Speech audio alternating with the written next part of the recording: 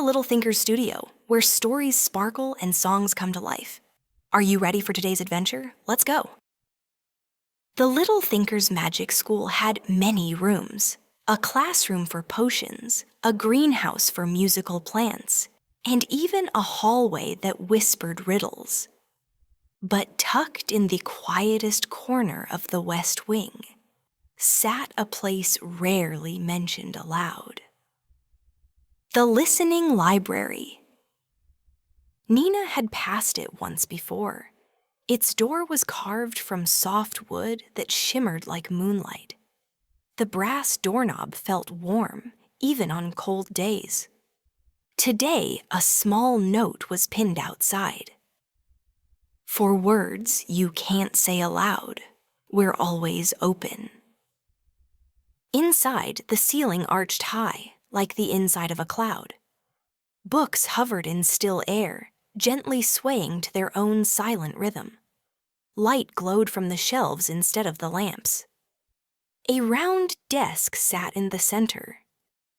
At it, an old raccoon with spectacles and a deep, slow voice welcomed her.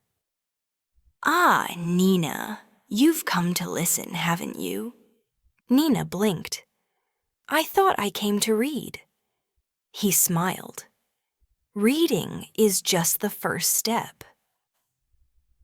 She wandered past rows of floating journals, whispering tomes, and books that changed titles based on your feelings. One shelf pulsed with light. Its books rearranged themselves like birds on a branch. Another shelf emitted a soft hum that matched her heartbeat. She passed a globe that slowly spun and whispered secrets in languages it had heard from readers around the world. The air smelled like old stories and lavender tea. In a section labeled Unspoken Things, she found a book that pulsed when she touched it. It opened to a blank page. And then words began to appear. What if I never stop missing her? Nina froze. That was her thought. Not from today, but from a quiet, lonely morning weeks ago. She turned the page. What if no one knows I'm scared?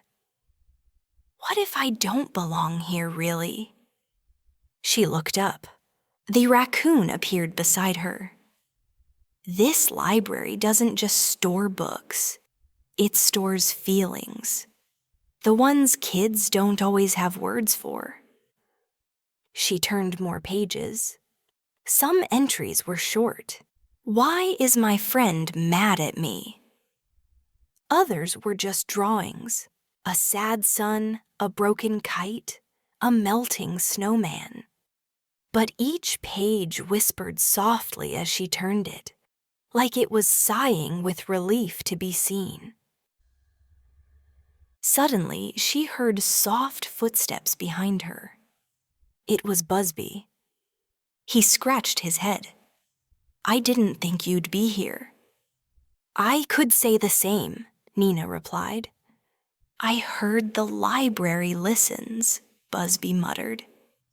"I don't always like to say stuff out loud." Nina nodded. "Me neither." They sat down beside a book labeled Almost Said. Busby touched it. The page read, "I wanted to say I was sorry, but I buzzed away." Busby chuckled sadly. "Sounds about right." They read together for a while, not talking much, but feeling less alone. When Busby reached a page that said, "I miss when we were closer," he blinked. "Did I write this?" Nina leaned in. "I think maybe we all did, in our own way." Ellie looked up from her journal. "This place is like a hug, but with paper." Sunny, still glowing faintly from chasing bookmarks, added, "Or like a bubble bath for your brain."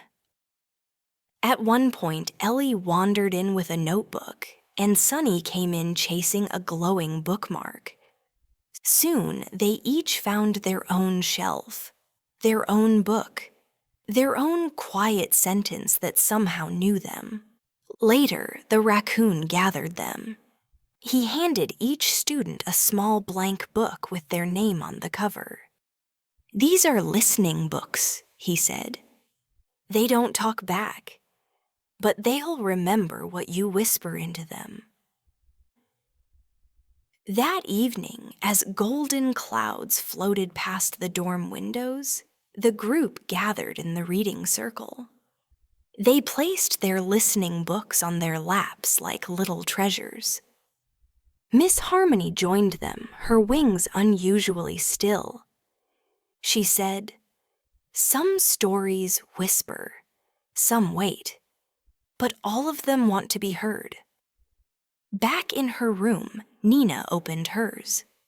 She wrote, "Today I learned that feelings don't disappear when we hide them.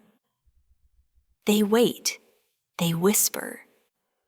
And when we finally listen, they speak back, kindly."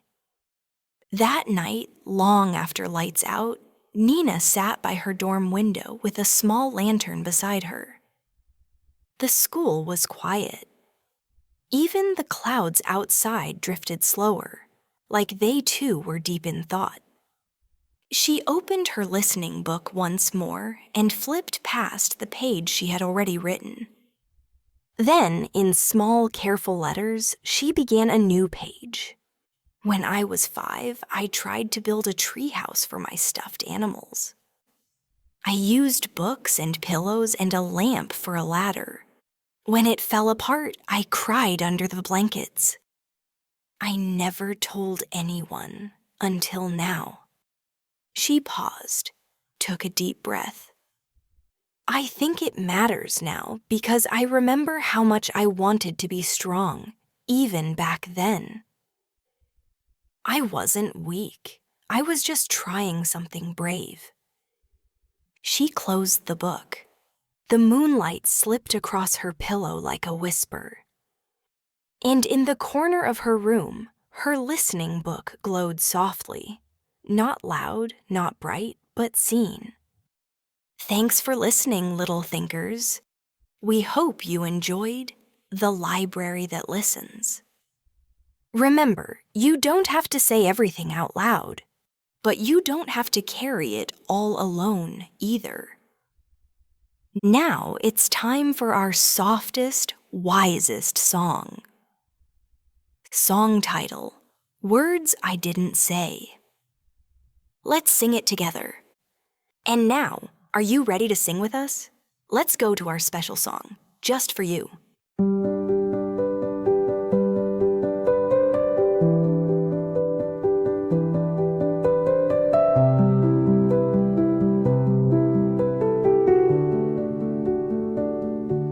There were words I didn't say, little thoughts that slipped away.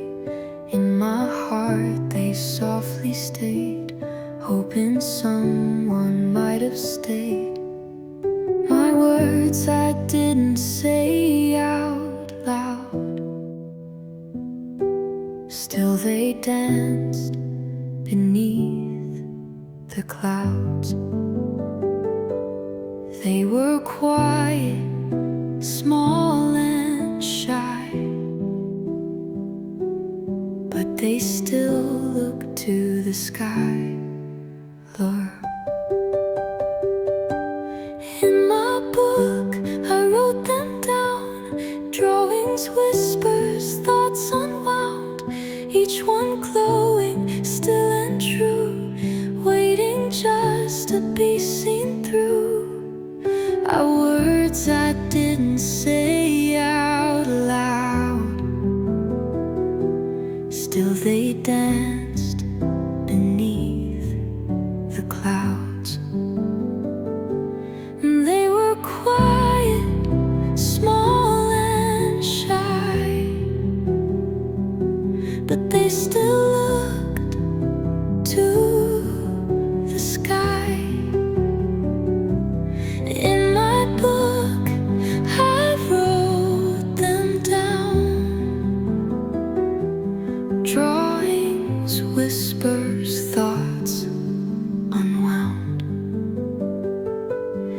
each one glowing, still and true,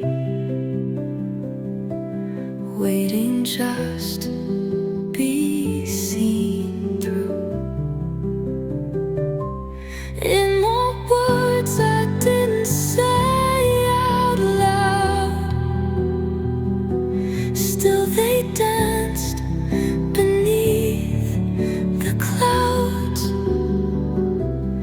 They were quiet, small and shy, but they still looked to the sky. In a page, a look, a song. They were never truly gone.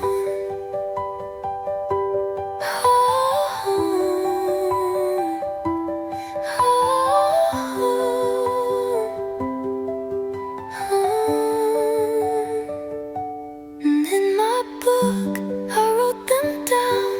Drawings, whispers, thoughts unwound, each one glowing, still and true, waiting just to be seen through.